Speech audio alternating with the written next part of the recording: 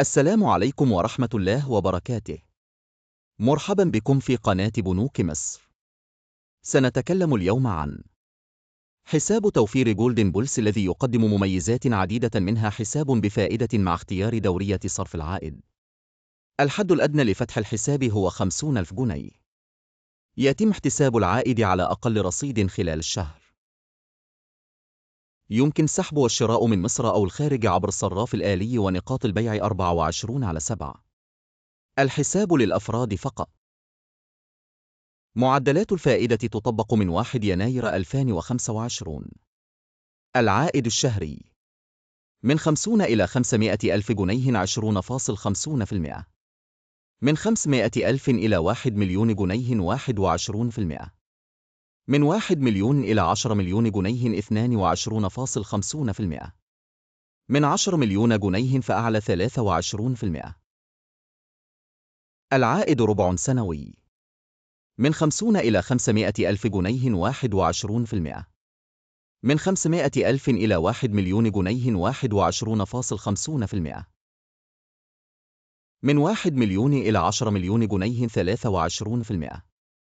من 10 مليون جنيه فأعلى 23.50%. العائد نصف سنوي من 50 إلى 500 ألف جنيه 21.50%. من 500 ألف إلى 1 مليون جنيه 22%. من 1 مليون إلى 10 مليون جنيه 23.50%. من 10 مليون جنيه فأعلى 24%.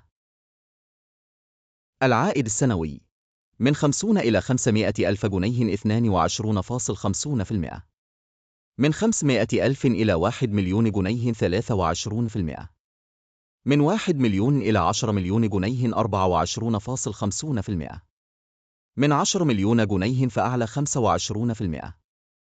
معدلات الفائدة تطبق حتى 31 ديسمبر 2023.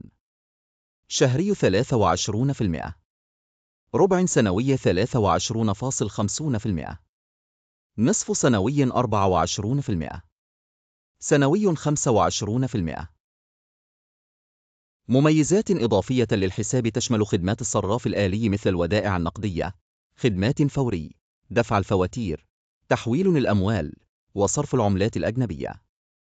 تتوفر خدمات مصرفية مجانية عبر الإنترنت وخدمة الرسائل القصيرة عند الطلب. الخدمات المصرفية الإلكترونية متاحة 24/7. يمكن الوصول إلى مركز الاتصال رقم 19555. يمكن الحصول على بطاقة الخصم المباشر عند الطلب. يتم حساب الفائدة على أقل مبلغ متبقي في الحساب وفقا للمعدلات السابق توضيحها. وفي النهاية لا تنسوا الاشتراك في القناة وتفعيل زر الجرس وعمل إعجاب ومشاركة للفيديو.